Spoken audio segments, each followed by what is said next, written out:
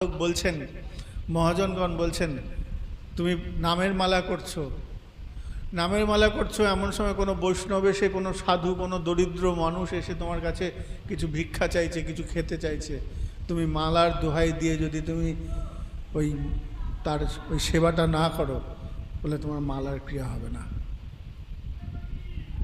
ওটা আগে মুখ্য হয়ে যাবে। বুঝতে হবে কোনটা মুখ্য কোনটা গৌণ। তোমার সামনে গুরুদেব এসে বসে রয়েছে, তুমি মালা করছে, গুরুদেব চেয়ারটা নিয়ে বসে পড়ুন, আসনটা নিয়ে বসে পড়ুন, ইশারা করে বলে অপরাধ এসে গেল, ওই মালার ক্রিয়া নষ্ট হয়ে গেল। তোমার আর মালা যত মালা করো, তোমার মালা কাজ হবে। অগ্রে গুরু সেবা, বৈষ্ণব সেবা।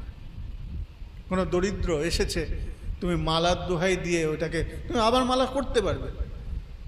তোমার এক ফেরা যেখান থেকে স্টপ হয়েছে সেখান থেকে আবার নতুন করে করলে, কিন্তু ওই সেবকটা চলে গেলে আর ফিরে আসবে না, ওই ভক্ত চলে গেলে আর আসবে না।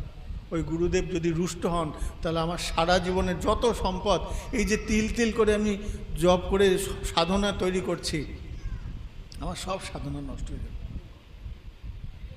বলে কি করে বুঝবে তোমার সাধন নষ্ট হয়ে গেছে? যদি তোমার মধ্যে অপরাধ প্রবেশ করে যায়, কি করে বুঝবে? প্রথম তো দেখবে ভগবানের কথা শুনতে ইচ্ছা করবে না, নোংরা কথা, নোংরা অশ্লীল গান, ঝগড়া অশান্তি শুনতে ভালো লাগবে, এগুলো লক্ষণ। তোমার সাংসারিক কোনো ক্ষতি হবে না, তোমার কোনো অর্থক্ষয় হবে না, তোমার কোনো অর্থক্ষয় হবে না।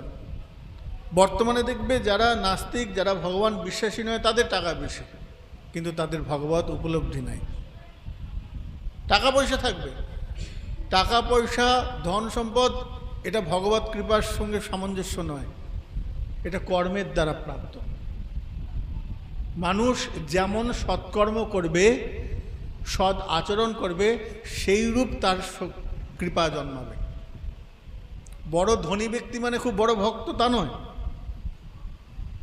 টাকা পয়সা আছে মানে খুব ভক্তিমান তা নয়, টাকা পয়সা আছে মানে তার কর্মটা ভালো, কিন্তু তার মানেই সে বড় ভক্ত এটা কিন্তু নয়।